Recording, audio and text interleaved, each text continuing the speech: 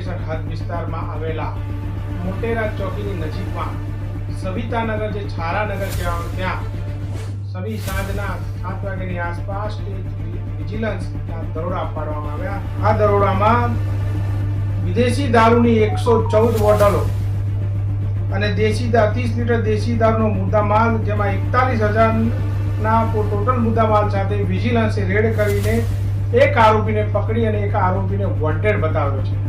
અમે અનેકો વાર છારાનગરમાં ચાલતા વિદેશી દારૂની માહિતી પીઆઈ સાહેબને આપીએ છીએ, પરંતુ જેમ કહેવાય કે દીવા તળે અંધારું, એ ફક્ત એક બોટલનો કેસ કરીને કેસ રફા કરી દે છે। જ્યારે આ વિજિલન્સને જાણ થતાં તેમને 114 જેવી બોટલો અને 30 લીટર દેશી દારૂ સાથે પકડીને એક આરોપીને પકડી પાડેલ છે। શું આ અમારી માહિતી પીઆઈ સાહેબને અમે જ્યારે આપી ત્યારે એમને નથી ખબર કે અહીંયા વિદેશી દારૂનું વેચાણ ચાલે છે।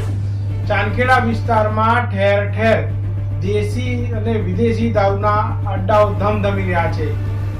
ચાંદખેડા વિસ્તારમાં રહેતા સ્થાનિકોનો એવો આક્ષેપ છે કે પોલીસની ગાડી દારૂના અડ્ડા ઉપર આવે છે અને રૂપિયાની લેતી દેતી કરીને વહી જાય છે, પરંતુ આ દેશી દારૂના તમામ અડ્ડા ખુલ્લેઆમ ધમધમી રહ્યા છે। અત્યારે હાલમાં રથયાત્રાનો જ્યારે રથયાત્રાની તૈયારીઓ થતી હોય તો અમદાવાદની પોલીસ એક્ટિવ થઈ ગઈ અને ત્યાં દેશી દારૂના અડ્ડા ઉપર રેડ કરે છે, પરંતુ ચાંદખેડા વિસ્તારમાં તમે આવો, અમે તમને બતાવીશું ખુલ્લેઆમ દેશી દારૂના અડ્ડાઓ ધમધમી રહ્યા છે। અમે ટૂંક જ સમયમાં ચાંદખેડામાં ચાલતા તમામ દેશી દારૂના અડ્ડા બતાવીશું। જોતા રહો અમારી ગુજરાત ન્યૂઝ અમદાવાદ।